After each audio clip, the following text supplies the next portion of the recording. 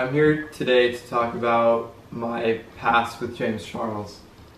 To start off, I've been anonymously mentioned in two separate videos, one being the Bye Sister Tati video, and the other being the Nikita Dragon X's video. But today I'm really only going to focus on the Tati video.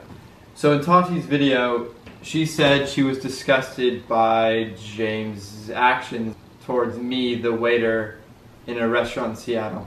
So I'm about to tell my story, including all the details and direct messages between me and James. To start off, him and about 32 other people all came into the fancy restaurant that I was working in, and they were all there for Tati's birthday. And Tati and her husband came in and they helped set up the big table and everything, so we knew that they were coming. And at that time I really didn't know who James Charles was. I recognized his face, but I didn't know who he was. So when he came in with everyone, it was kind of a big surprise. So when he came into the restaurant, I noticed him and his kind of entourage with Jeffree Star, him, so Jeffree Star, James Charles, and all of Tati's family was there at my restaurant. And throughout the night, James and his friend and everyone, they just kept looking at me, but especially James. And he was looking at me. Later on that night, he started talking to the other employees about me, asking me if I had a Valentine. This was on Valentine's Day. And he kept asking the waiters if I was single and that they thought I was very attractive. Or he especially thought that I was very attractive and he wanted to get my phone number and all that.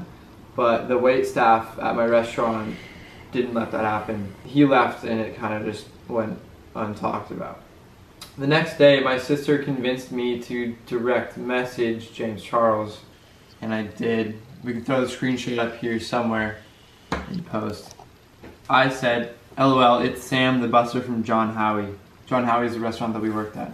He replied with OMFG, and then I replied with LMAO. Then he asked me how I was, and then you can kind of read here, he's like, "Sorry about last night, you're very attractive." And then I responded with, "It's all good," very flattering actually. Then he said, "Love that. Did not know you were 19, oh my god, I am too."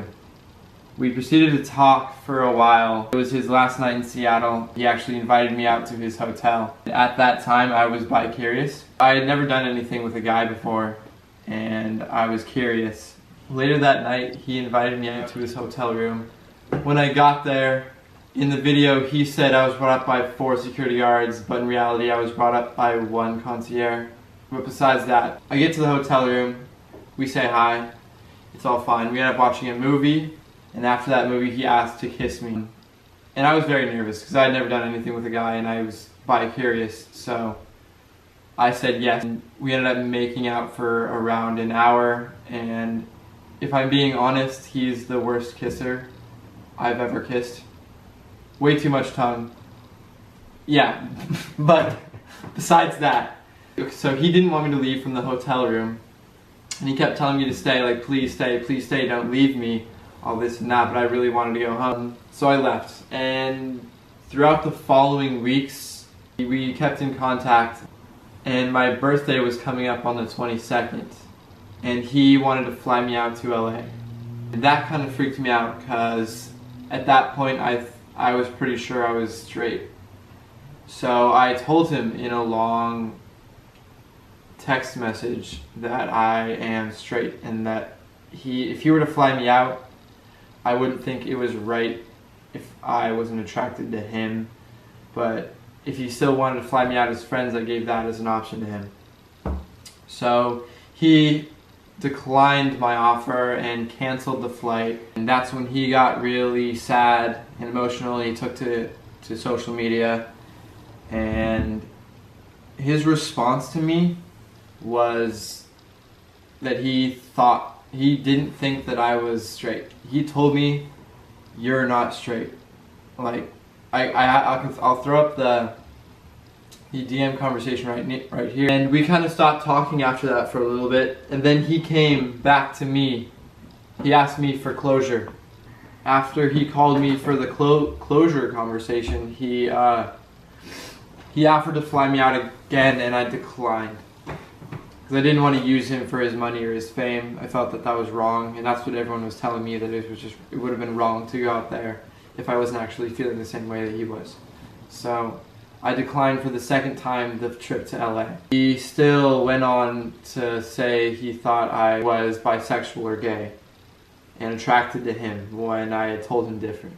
That pretty much went on for a long time until we kind of ended it at, I'm legitimately not feeling anything, please stop talking to me, this and that. So in this screenshot, it shows him telling me how I felt, and luckily I screenshotted it because later on he went on to delete and unsend those messages, knowing he was in the wrong and he was guilty. So those messages in the live conversation aren't there anymore. Not only was he telling me how I felt, telling me that I was bisexual, but he was also at the same time talking to Gage. And I found this out after Gage released his video explaining his side of the story with James. And then I was just done with him. I didn't want to do anything, have anything to do with him after that, after finding out that he was kind of playing two straight guys at the same time. So we have footage of him admitting to it on FaceTime that he was in fact talking to me and Gage at the same time. Sure, what's up? I'm just gonna jump straight into it. So I just kind of watched the Gage thing. Yeah. And I kind of in all honesty, I think you were talking to him at the same time you were talking to me. Yeah, we were. It's like, why do you care? It's just, I mean, how would you feel if I was talking to and hanging out with someone else while you were talking to me, right? Like, that's... You probably were. I wasn't. Well, thank you for listening to my side of the story and to hear what I had to say about James Charles. This isn't intended for me to get clout from this video. I don't really care, to be honest. I just wanted to kind of share my side of the story now that everyone's kind of opening up and give some more information to everyone. So, thank you for listening. Yeah. This is Sam.